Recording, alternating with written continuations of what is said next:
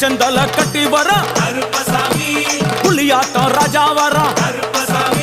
சபரிமலை காவக்கார அங்காரமாய் ஓடி வர தமிழ்நாட்டு எல்லையிலே தாண்டி தாண்டி வரானையா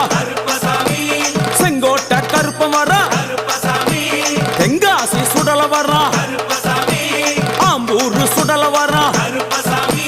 சாத்துனூறு புதத்தான் வர அங்காரமாய் வாரானையா